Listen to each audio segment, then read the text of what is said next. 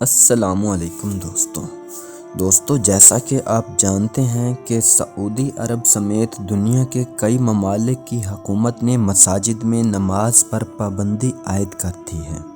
اور اس کے ساتھ ساتھ اللہ کے گھر کا طواف بھی روک دیا ہے اور مسجد نبوی کو بھی بند کر دیا ہے، جس کی وجہ سے ہم سب کے ذہن میں ایک ہی سوال آ رہا ہے کہ کیا اس سال حج کو بھی روک دیا جائے گا؟ اور اس سوال پر کئی لوگوں کا کہنا ہے کہ اگر ایسا ہوا تو سمجھ لو کہ قیامت قریب آ گئی ہے، کیونکہ حدیث کی روشنی میں ملتا ہے کہ زبردستی حج کو روک دینا ہی اصل قیامت کی نشانی ہے۔ مگر آج کل کے واقعات کو دیکھا جائے تو ایسی کوئی بھی صورت نظر نہیں آتی۔ دوستو، روایات سے پتہ چلتا ہے کہ حج رک جانے کے بعد مسجد اقصی کو شہید کرنے کا واقعہ رونما ہوگا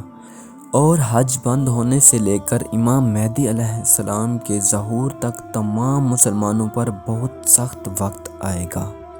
اور مسلمانوں پر بربریت عام ہو جائے گی اور مسلمان ہر طرف سے ظلم کی چکی میں پس رہے ہوں گے اور دوسری طرف کفار اور یہودی ایک ہو جائیں گے، جس کا وہ کئی صدیوں سے انتظار کر رہے ہیں۔ دوستو، اس کے علاوہ روایات کے مطابق وہ وقت آئے گا کہ کفار مسلمانوں پر ہر طرف سے ٹوٹ پڑیں گے، اور آج یہی ہو رہا ہے کہ انڈیا میں مساجد کو نذر آتش کیا جا رہا ہے اور انڈیا میں مسلمانوں کو سر عام قتل کر دیا جاتا ہے، کشمیر میں ظلم و ستم عام کیا جا رہا ہے۔ دوستو، روایات اور احادیث کے مطابق اس دنیا میں بہت سے فتنے رونما ہوں گے اور دین کا راستہ روکنے کی کوشش کریں گے۔ کعبۃ اللہ پر ایک زمانہ ایسا بھی آئے گا کہ حج اور عمرہ معطل کر دیا جائے گا۔